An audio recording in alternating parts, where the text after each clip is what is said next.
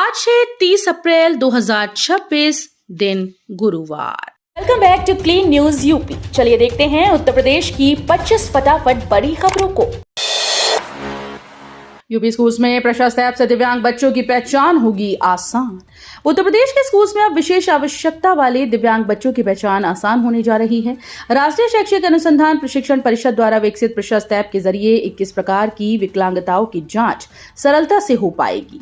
ये प्लेटफॉर्म शिक्षकों और छात्रों को एक साथ जोड़ते हुए बच्चों को मुख्य धारा सी शिक्षा से जोड़ने में मदद करेगा। मई में इसके लॉन्च की तैयारी है। कार्यशाला में अधिकारियों ने बताया कि समय पर पहचान और सही मूल्यांकन से बच्चों को बेहतर सहायता और अवसर मिल सकेंगे। यूपी विश्वविद्यालयों में बड़ा बदलाव, अब ऑनलाइन पेपर और डिजिटल मूल्यांकन। उत्तर प्रदेश के राज्य विश्वविद्यालयों में परीक्षा प्रणाली में बड़ा बदलाव होने जा रहा है। राज्यपाल सचिवालय ने डॉक्टर एपीजे अब्दुल कलाम प्राविधिक विश्वविद्यालय मॉडल लागू करने को मंजूरी दी। इसके तहत अब प्रश्न पत्र ऑनलाइन भेजे जाएंगे, कॉपीज का डिजिटल मूल्यांकन होगा और परीक्षा केंद्रों पर सीसीटीवी व बायोमेट्रिक उपस्थिति अनिवार्य होगी। इस व्यवस्था से पेपर प्रिंटिंग और ट्रांसपोर्टेशन पर होने वाला करोड़ों रुपए का खर्च बचेगा। छतों से चमकी बिजली क्रांति, अब खुद बिजली बना रहे उपभोक्ता। लखनऊ में सोलर ऊर्जा की नई क्रांति देखने को मिल रही है। पीएम सूर्य घर मुफ्त बिजली योजना के तहत लोग अब अपनी छतों पर सोलर पैनल लगाकर खुद बिजली बना रहे हैं। जिले के करीब 1500 मेगावाट की कुल मांग में से लगभग 20% बिजली अब घरों में पैदा हो रही है। 92,000 से ज्यादा घरों में लगे सोलर सिस्टम से 328 मेगावाट से अधिक उत्पादन हो रहा है।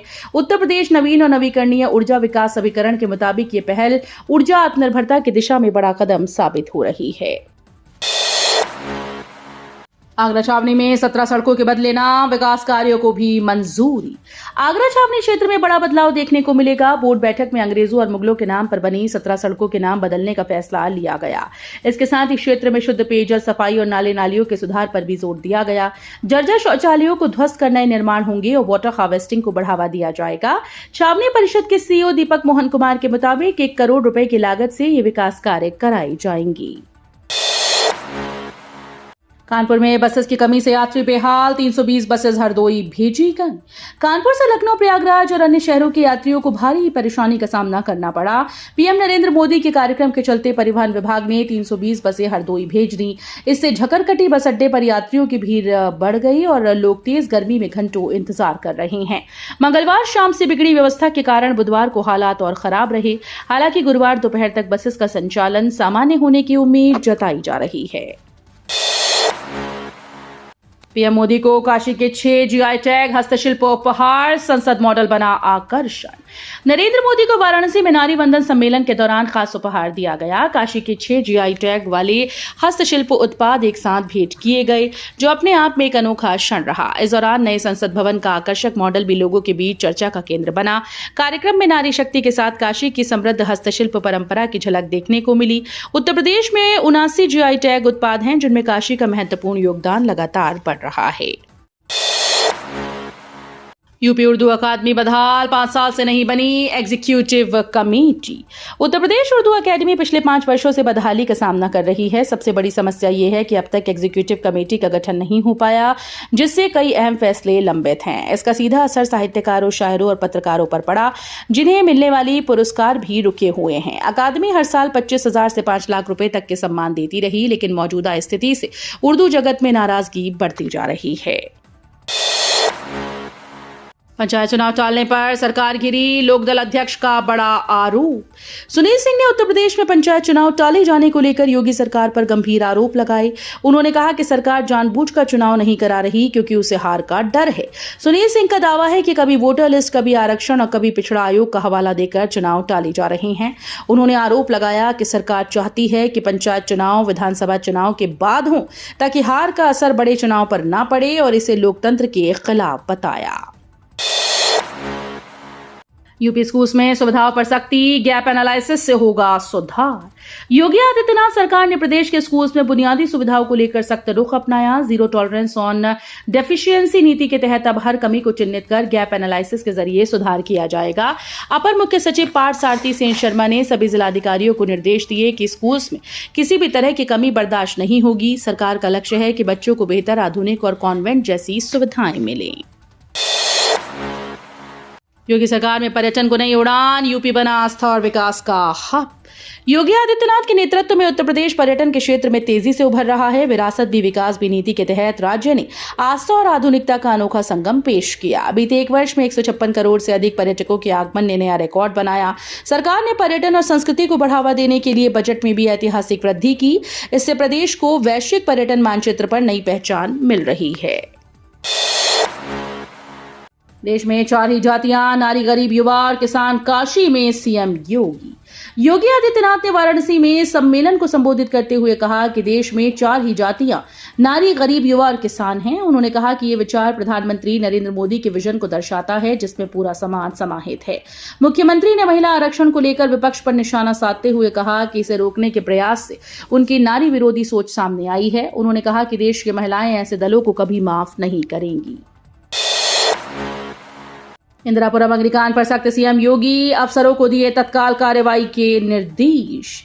योगी आदित्यनाथ ने गाजियाबाद के इंदिरापुरम में स्थित गौड़ ग्रीन एवेन्यू सोसाइटी में लगी भीषण आग का संज्ञान लिया। मुख्यमंत्री ने अधिकारियों को तुरंत मौके पर पहुंचकर राहत और बचाव कार्य तेज करने के निर्देश दिए। साथ ही पुलिस कमिश्नर और जिलाधिकारी को भी घटनास्थल पर मौजूद रहने को कहा गया। सीएम योगी ने स्पष्ट किया कि किसी भी प्रकार की लापरवाही बर्दाश्त नहीं की जाएगी और दोषियों पर सख्त कार्रवाई की जाएगी। गंगा एक्सप्रेसवे के लिए जमीन देने वाले किसानों को सीएम योगी का धन्यवाद। योगी आदित्यनाथ ने गंगा एक्सप्रेसवे के निर्माण में सहयोग देने वाले किसानों का आभार जताया। हरदोई में आयोजित कार्यक्रम में उन्होंने बताया कि 12 जिलों के 1 लाख से अधिक किसानों ने इन परियोजना के लिए अपनी जमीन दे दी, जिससे ये बड़ा प्रोजेक्ट संभव हो पाया। करीब 18,000 एकड़ भूमि अधिग्रहित की गई।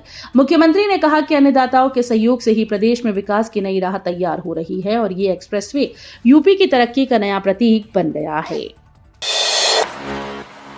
सहारा शहर केस में नगर निगम की बड़ी जीत, हाईकोर्ट ने याचिका खारिज की। इलाहाबाद उच्च न्यायालय की लखनऊ खंडपीठ ने सहारा शहर मामले में लखनऊ नगर निगम को बड़ी राहत दी। करीब 170 एकड़ में फैले इस विवाद में सहारा कमर्शियल की याचिका खारिज कर दी गई। कोर्ट के फैसले ने नगर निगम की कार्रवाई को वैध ठहराते हुए उसके पक्ष को मजबूत किया। गोमती नगर स्थित सहारा शहर को लीज शर्तों के उल्लंघन के आरोप में नगर निगम ने अपने कब्जे में लिया था, जिस पर अब अदालत की मुहर लग गई है। महिला आरक्षण अधिकार उपकार नहीं, राकेश सचान का विपक्ष पर निशाना। राकेश सचान ने महिला आरक्षण को लेकर विपक्ष पर तीखा हमला बोला। रायबरेली में आयोजित जन आक्रोश महिला पदयात्रा में उन्होंने कहा कि महिलाओं को आरक्षण देना उनका अधिकार है, कोई उपकार नहीं। उन्होंने आरोप लगाया कि कांग्रेस, समाजवादी पार्टी और टीएमसी जैसी पार्टीज ने महिला आरक्षण से जुड़े प्रस्ताव का विरोध किया, जिससे यह संसद में पारित नहीं हो सका। सचान ने इसे महिलाओं के प्रति विपक्ष की नकारात्मक सोच बताते हुए कहा कि भाजपा महिलाओं के अधिकारों के लिए लगातार काम कर रही है। अखिलेश का भाजपा पर हमला, अति निंदा प्रस्ताव का ऐलान और बंगाल चुनाव पर गंभीर आरोप। अखिलेश यादव ने भाजपा सरकार पर तीखा हमला बोलते हुए अति निंदा प्रस्ताव लाने का ऐलान किया। उन्होंने कहा कि विधानसभा में निंदा प्रस्ताव लाना संवैधानिक परंपराओं के खिलाफ है। साथ ही सपा की महिला विधायकों ने सरकार पर महिलाओं के अधिकारों की अनदेखी का आरोप लगाया। वहीं अखिलेश यादव ने पश्चिम बंगाल चुनाव को लेकर भी गंभीर सवाल उठाए। आरोप लगाया कि केंद्रीय बलों के जरिए समानांतर प्रशासनिक ढांचा खड़ा कर चुनाव को प्रभावित करने की कोशिश की जा रही है। 55 देशों से एफटीए का असर, कानपुर से 8,126 करोड़ का निर्यात। देश में मुक्त व्यापार समझौतों की रफ्तार तेज हो रही है, जिसका सीधा फायदा निर्यात को मिल रहा है। अब तक 55 देशों, जिनमें यूरोपियन यूनियन के 27 देश शामिल हैं, के साथ समझौते हो चुके हैं। इन देशों के साथ भारत का करीब 60% निर्यात होता है। इसी का असर कानपुर पर भी दिख रहा है। वैश्विक चुनौतियों के बावजूद जनवरी 2025 से अप्रैल 2026 तक शहर से 8,126 करोड़ रुपए का निर्यात हो चुका है। नजूल जमीन पर बनेगा सीबीसीआईडी का स्थायी दफ्तर, प्रशासन से भूमि की मांग। कानपुर में सिविल लाइंस स्थित सीबीसीआईडी कार्यालय को अब स्थायी रूप दिया जाएगा। विभाग ने जिला प्रशासन से 1200 से 1500 वर्ग मीटर नजूल भूमि आवंटित करने की मांग की है, जिसका प्रस्ताव जल्द शासन को भेजा जाएगा। ये कार्यालय पिछले 42 वर्षों से ग्वालटोली क्षेत्र में संचालित है, लेकिन अब तक किराए पर चल रहा था। पट्टा समाप्त होने के बाद जमीन की फर्जी बिक्री का मामला सामने आया, जिस पर प्रशासन ने कार्रवाई करते हुए जमीन को दोबारा सरकारी रिकॉर्ड में दर्ज कर लिया है। काशी को तीसरे हॉकी टर्फ की सौगात, अंतर्राष्ट्रीय मुकाबलों का रास्ता साफ। काशी के खिलाड़ियों के लिए बड़ी खुशखबरी है। प्रधानमंत्री नरेंद्र मोदी ने बरेका मैदान से बटन दबाकर तीसरे हॉकी एस्ट्रो टर्फ का उद्घाटन किया। यूपी कॉलेज में करीब 8.37 करोड़ रुपए की लागत से बना ये टर्फ अंतर्राष्ट्रीय मानकों के अनुरूप है। खास बात यह है कि शिवपुर क्षेत्र में अब 3 किलोमीटर के दायरे में 2 एस्ट्रो टर्फ मौजूद हैं, जिससे काशी अंतर्राष्ट्रीय हॉकी प्रतियोगिताओं के लिए पात्र शहर बन गया है। अंतर्राष्ट्रीय हॉकी संघ से मान्यता मिलने के बाद अब यहां राष्ट्रीय और अंतर्राष्ट्रीय मैच आयोजित करने का रास्ता पूरी तरह से साफ हो गया है। बाबा विश्वनाथ की मंगला आरती के लिए शुरू हुई तत्काल बुकिंग सुविधा। श्री काशी विश्वनाथ मंदिर में दर्शन करने वाले श्रद्धालुओं के लिए बड़ी सुविधा शुरू की गई।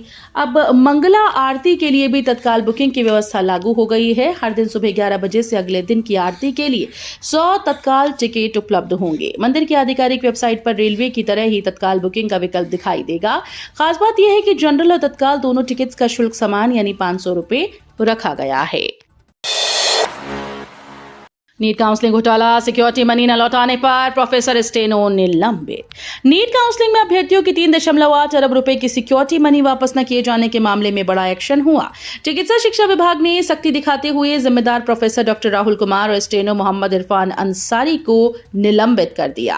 अपर मुख्य सचिव अमित कुमार घोष ने संबंधित बैंक खातों को बंद करने और पूरी राशि जल्द लौटाने के निर्देश दिए। साथ ही महानिदेशालय के अन्य अधिकारियों और कर्मचारियों पर भी कार्रवाई की तैयारियां चल रही हैं। यूपी में मौसम का यू टर्न, ओले बारिश के साथ 7 जिलों में अलर्ट। उत्तर प्रदेश में भीषण गर्मी के बीच मौसम ने अचानक से करवट ली। पश्चिमी विक्षोभ के असर से कई जिलों में तेज बारिश, ओले, आंधी को देखने को मिली। प्रयागराज, कानपुर, वाराणसी समेत कई इलाकों में 40 से 50 किलोमीटर प्रति घंटे की रफ्तार से तेज हवाएं चली। मौसम विभाग ने 60 जिलों में बारिश, तूफान, बिजली गिरने की चेतावनी जारी की, जिससे लोगों को सतर्क रहने की सलाह दी गई। मथुरा वृंदावन में भीड़ प्रबंधन पर सख्त हाईकोर्ट, डीएम ने मांगा सुरक्षा प्लान। इलाहाबाद हाईकोर्ट ने मथुरा वृंदावन में भगदड़ जैसी घटनाओं को गंभीरता से लेते हुए डीएम से विस्तृत सुरक्षा प्लान मांगा। कोर्ट ने भीड़ प्रबंधन को लेकर कड़ी नाराजगी जताते हुए कहा कि एक जैसी परिस्थितियों में अलग अलग कार्रवाई स्वीकार्य नहीं। न्यायमूर्ति विनोद दिवाकर ने यह निर्देश एक याचिका पर सुनवाई के दौरान दिए। मामले की अगली सुनवाई 5 मई को तय की गई। आगरा में पुलिस महकमे में बड़ा फेरबदल, 60 कर्मियों के तबादले। आगरा कमिश्नरेट में पुलिस व्यवस्था को और बेहतर बनाने के लिए बड़ा फेरबदल किया गया। पुलिस आयुक्त दीपक कुमार के निर्देश पर 16 दरोगा और 44 हेड कांस्टेबल व सिपाहियों के तबादले किए गए। कई अहम पोस्टिंग में बदलाव करते हुए महिला दरोगाओं समेत कई अधिकारियों को अलग अलग जोन और यूनिट में भेजा गया। इस कदम का मकसद पुलिसिंग को मजबूत करना और संवेदनशील क्षेत्रों में बेहतर निगरानी सुनिश्चित करना है। यूपी के बिजली उपभोक्ताओं को राहत, मई में बिल 1.52% होगा कम। उत्तर प्रदेश के बिजली उपभोक्ताओं के लिए राहत भरी खबर है। मई महीने में बिजली बिल 1.52% तक कम आएगा। पावर कॉर्पोरेशन द्वारा जारी ईंधन अधिभार शुल्क की नई दरें ऋणात्मक पाई गईं, जिससे उपभोक्ताओं को सीधा फायदा मिलेगा। इस फैसले से राज्य के लोगों को करीब 118 करोड़ रुपए की कुल राहत मिलने का अनुमान है। ईंधन लागत में कमी के चलते ये कटौती संभव हुई। वहीं उपभोक्ता परिषद ने कहा कि पहले हुई ज्यादा वसूली के खिलाफ उनकी लड़ाई आगे भी जारी रहेगी। तो ये थी आज की 25 फटाफट बड़ी खबरें। अगर आपको न्यूज पसंद आई हो तो वीडियो को लाइक और शेयर जरूर करें। धन्यवाद।